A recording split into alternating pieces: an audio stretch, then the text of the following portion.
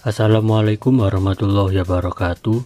Saya Dani Ramadan dengan NIM belakang 067 dari kelas TA 2020. Di sini saya akan menjelaskan tentang komponen penyusun jaringan untuk memenuhi tugas mata kuliah jaringan komputer yang diampu oleh Bapak Agus Prihanto STMkom.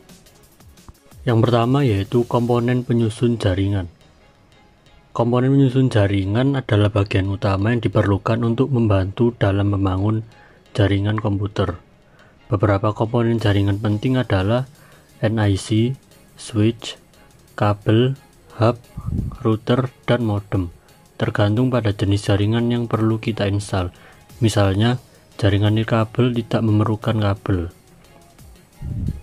Selanjutnya yaitu contoh komponen penyusun jaringan. Yang pertama yaitu switch. Switch adalah perangkat keras yang menghubungkan beberapa perangkat pada jaringan komputer. Switch berisi fitur yang lebih canggih daripada hub. Switch menyampaikan pesan ke tujuan yang benar berdasarkan alamat fisik yang ada dalam pesan masuk. Switch tidak menyiarkan pesan ke seluruh jaringan seperti hub. Oleh karena itu, kita dapat mengatakan bahwa switch menyediakan koneksi langsung antara sumber dan tujuan.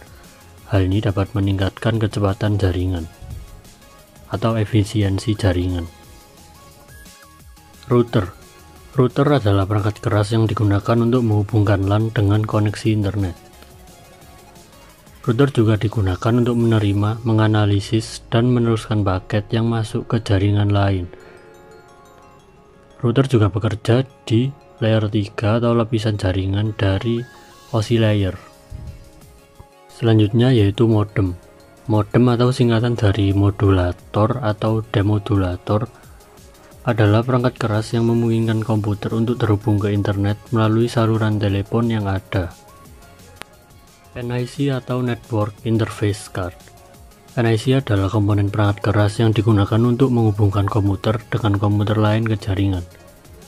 Terdapat dua jenis dari NIC. Yang pertama yaitu NIC kabel atau wired. NIC kabel ini hadir di dalam motherboard. Jadi di dalam motherboard itu ada NIC. Dan yang digunakan yaitu kabel dan konektor sebagai media untuk mentransfer data.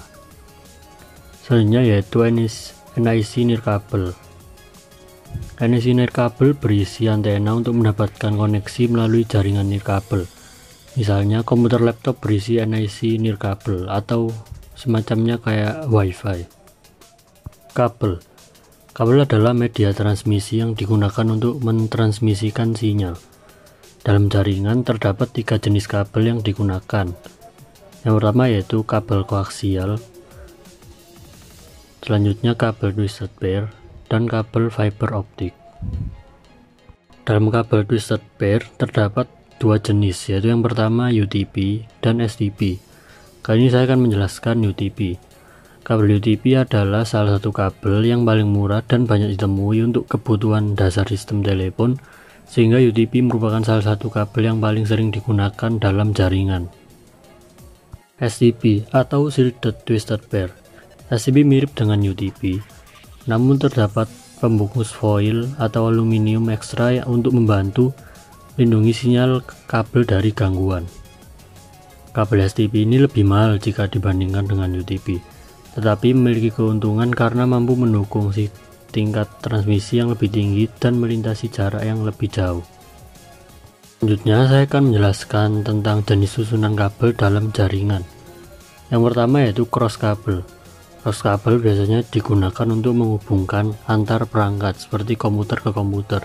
Sedangkan straight cable biasanya digunakan untuk router ke komputer ataupun sebaliknya.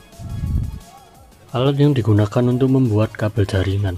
Yang pertama yaitu tang gramping beserta cutternya. Yang kedua yaitu kabel RJ45 dan konektor RJ45. Dan selanjutnya adalah LAN tester. Ini opsional. Yang pertama, kalian bisa memotong pelindung kabel terlebih dahulu dengan menggunakan cutter.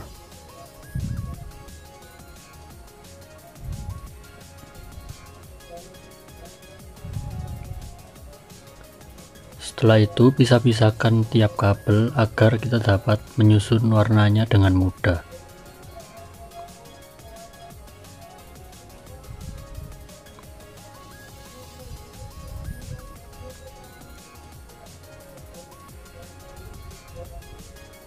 Kali ini kita akan membuat kabel straight. Jadi maka kita mengurutkan warnanya sesuai dengan kabel straight.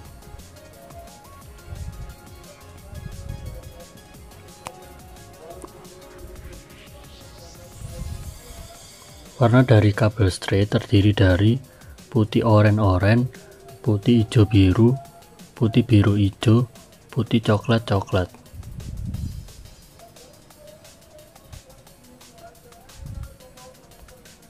Kalian dapat menekan dengan kuku kalian agar kabel menjadi lurus dan rapi.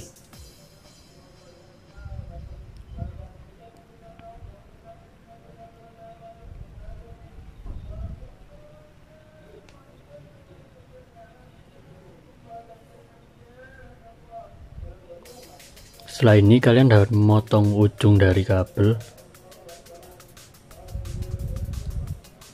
menggunakan tang krimping.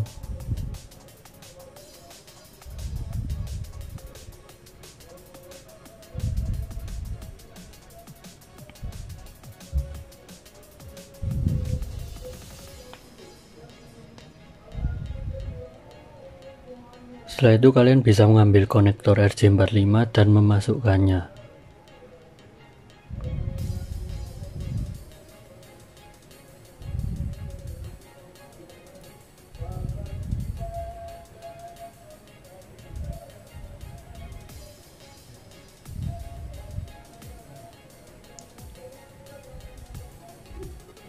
Pastikan kabel tidak tertumpuk agar terlihat rapi.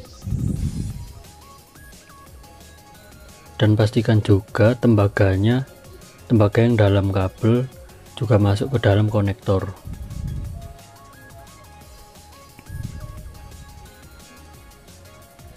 Langkah selanjutnya yaitu kalian bisa mengkrimping konektor RJ45 agar bisa dipakai.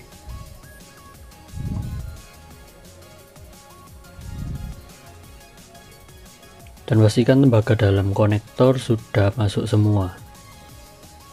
Seperti ini.